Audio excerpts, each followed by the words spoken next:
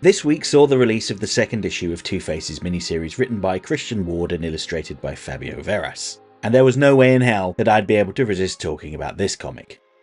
So before I continue, let's briefly recap the series' premise. Two-Face has established a kind of villain's court, the White Church, where the baddies of Gotham can come to settle their disputes before everything blows up. Two-Face acts as the defender, the Reaper, the judge, and a character called Gavel, the bailiff. The twist in the story, big spoilers now, so you have been warned, is that it isn't Two-Face running things. It's Harvey Dent, and he has banished Two-Face to a prison within his own mind.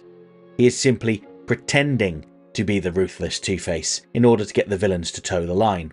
His aim is to show the authorities what he's able to achieve in the hopes of returning to a somewhat normal life as a lawyer. However, there is a shadowy figure that is trying to undo the work of the White Church called the Shadow Hand, and in this issue they make their presence known.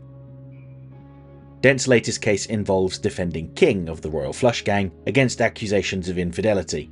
Note that he had a prenuptial agreement that states that if he committed adultery, he consented to being murdered by his wife, Queen. At the last minute, photographic evidence is submitted which seems to show King in a tryst with the villain White Rabbit, which was a breach of protocol. In a regular court, all evidence is supposed to be submitted ahead of time so that the representation from both sides can properly analyse it and build their case.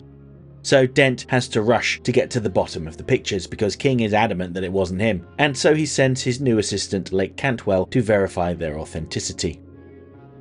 There's also a second story that takes place entirely within Dent's head, where Two-Face is imprisoned. The jail is populated with Harvey Dent's memories as well as an imaginary version of Salvatore Moroni, the man who disfigured Dent. Obviously, he's not the real Moroni, but that doesn't stop Two-Face from talking with and later on murdering him. While Dent thinks that Two-Face is safely locked away, Two-Face has been busy doing some mental construction of his own, building what seems to be a lighthouse, which is intriguing. So the main mystery of the story, namely the Royal Flush Gang's drama, was brought about by the Shadow Hand and his followers, an eclectic group of obscure supervillains. The first member to talk about is Falseface, a Silver Age villain who was able to impersonate pretty much anyone. His inclusion is worth noting for two reasons. One, he's another face villain that specialises in deceiving people, kinda like Dent has been doing in this series, and the fact that he has barely been used since his creation. People that watched the 1960s Batman TV series starring Adam West may recall Falseface appearing in the show as a Clayface stand-in, but he's relatively underused in the comics. Falseface impersonates Queen's lawyer, Dr. Bure, and is only caught out because he lets his accent slip a few times.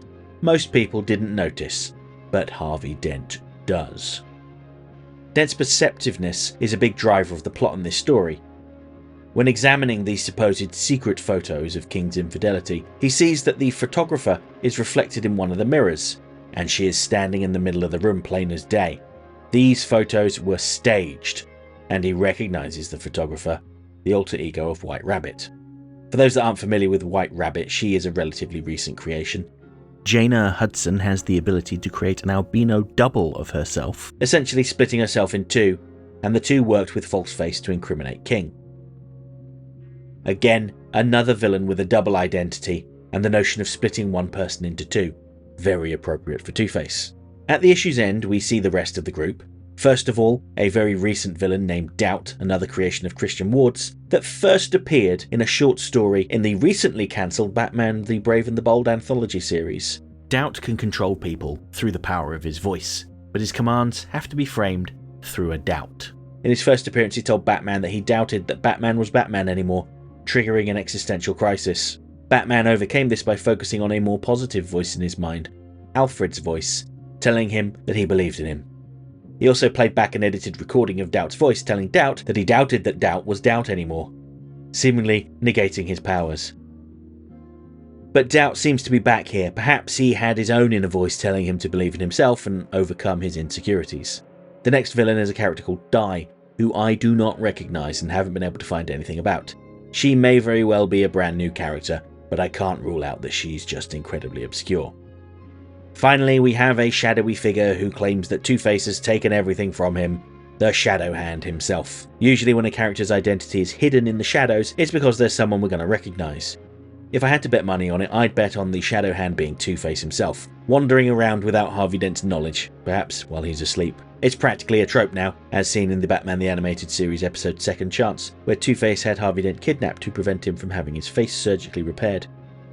Or in the Two-Face One Bad Day special, where the person sabotaging Harvey Dent's attempt at reforming was Two-Face. Note that his left hand is obscured in shadow, while his right hand is visible. Two-Face's left hand is as scarred as his face. It's so obvious that I wouldn't be surprised if Christian Ward was trying to trick us, and that the villain's real identity will take us completely by surprise. But we'll just have to wait and see. Before wrapping up, I wanted to briefly touch upon Lake Cantwell, who demonstrates herself to be a skilled investigator. The fact that she's not a colourful supervillain means she can go places without people paying too much attention to her. It's also confirmed that she is deaf and has to use a hearing aid. However, because of her disability, she learned to pick up on non-audible cues to get a read of people and situations, which helps her in her investigations. She also showed no fear when she returned to the White Church to break up the brawl that ensued when the cybernetic Ace turned up to rescue King. At that point, Dent had doused Ace in acid and was prepared to shoot him. However, Lake fired her own gun into the air to try to restore order. She's a solid character, and it wouldn't surprise me if she was somehow involved with the Shadow Hand. Maybe her name is an anagram? I haven't quite solved that one yet. But anyway, we'll have to wait and see. Two-Face number 2 is out now in all good comic shops and should be pretty easy to get your hands on, assuming they still have copies. If you're based in the UK and don't have a comic shop near you, then you might want to use my affiliate link with the UK's largest comic book retailer, Forbidden Planet.